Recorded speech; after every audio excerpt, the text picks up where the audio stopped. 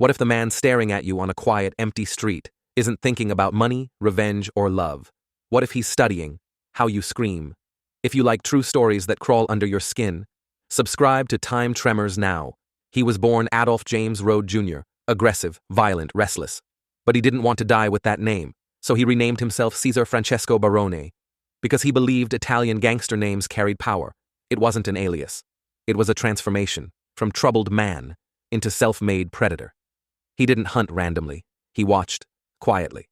Lights turning off, doors locking. Who lived alone? Who walked home? Who hesitated? Barone learned discipline in the army. Discipline he twisted into something monstrous.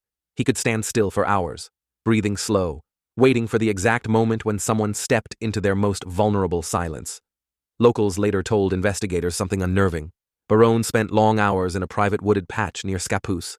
He treated it like a training ground, a jungle he controlled, a place where he practiced ambush angles, grip strength, and the terrifying silence he used on real victims.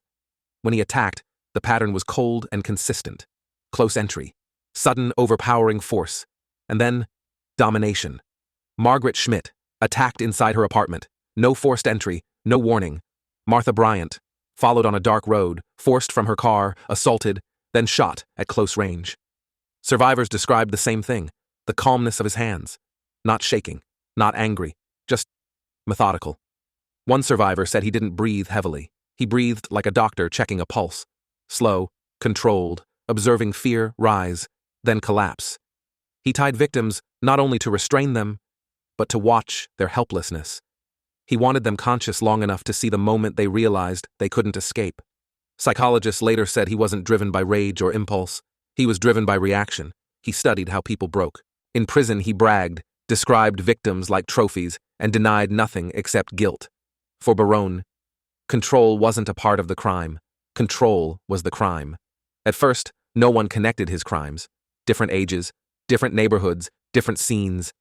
The cracks came from survivors, the military chokehold, the precise pressure on the neck, and the terrifying calm.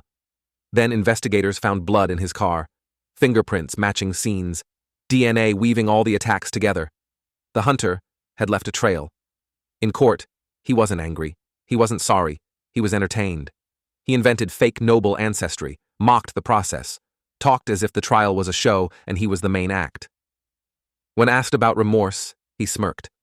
He did what he wanted, and that was all he chose to say. Cesar Barone died on death row in 2009. He never confessed everything. Investigators still believe more victims exist, lost between the woods he trained in and the streets he hunted, and the worst part? He looked normal, calm, polite, a hunter hiding in plain sight. For more real cases built on evidence, documents, and chilling truth, subscribe to Time Tremors. New nightmares every week.